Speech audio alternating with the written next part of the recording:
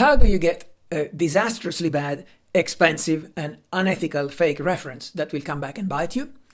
Well, when you apply for a job or for entry to a university, you usually need to supply some references from reputable people who are familiar with you and your work, and typically people of whom you have been a student or an apprentice or an employee. If you want to know how to get a good reference, watch this other video linked above. But today's video instead is about the opposite.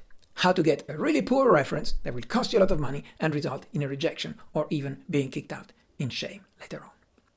I'm a professor at the University of Cambridge. People like me occasionally get emails like this one, where a certain Jess from a certain Shenzhen Ray Tech group offers me the not insignificant sum of $10,000 a month to write recommendation letters for people I don't know who want to apply to a university. Names and perpetrators may vary, of course, and indeed, shortly after recording the first draft of this video, I got another email from the same Jesse chap, who has now renamed his business as Flying Edu Hong Kong, and has changed his story to make it sound slightly more respectable, but it's still more of the same, and I'm sure he's not the only person who exploits this business model.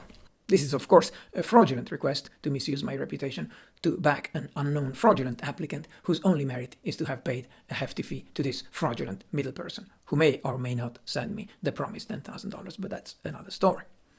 You might call this email solicitation of reputational prostitution. It would go straight in the bin, except that here I can put it to good use to make this educational video. So my obvious message is, in the unlikely case that you were even remotely thinking of using the services of this or any other similar operator, which I believe is pretty unlikely if you are one of my regular viewers, whom I consider too smart and too principled to be tempted by such scams, then think again. Assuming that these people find a professor who is sufficiently corrupt to be willing to be complicit in this fraud, because it is fraud, make no mistake, no matter how they phrase it, and they charge you, the applicant, good money to have this fake reference written on your behalf, think of what will happen when that reference letter lands on the desk of someone like me, an admissions officer in charge of evaluating applications for university admission. Someone who sees plenty of applications develops a good sense for what's believable and what isn't. It may be easy for the operator to get a fake reference written for you by some corrupt professor somewhere, who, by the way, will be committing a rather serious crime, potentially a sacking offense, by misusing the good name of his or her university in endorsing you. But it would be a lot harder to fake your entire academic record for your previous degree to pretend that you were actually a student of that person at that university.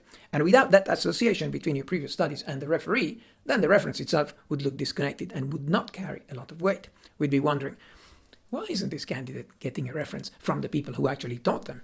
Does the candidate have anything to hide? So it's pretty unlikely that such a reference would increase your chances of being accepted, other than by a pretty gullible admissions officer. Note also that suspicious cases may be followed up and investigated. We may actually contact the person who wrote the reference and their institution and your institution and check up on all these statements. And when a university finds out that an applicant supplied fraudulent information, the application is usually terminated with extreme prejudice. The university might even find out later, after you've been admitted, started the course, and paid the fees, and once they find out, they may still kick you out, and it will be a lot more painful and expensive. You'll get no sympathy from anyone. It's really not worth it. And I don't think the supplier of the fake reference will be offering you a refund anytime soon. So it's not a strategy I recommend. First, because it's unethical. Second, because it will really screw up your future prospect as well as your finances. If instead you'd rather have a great reference written about you, one that won't cost you a penny and will land you a good post, then earn it first, ask for it in the right way, and you will get one. This video tells you how to do that.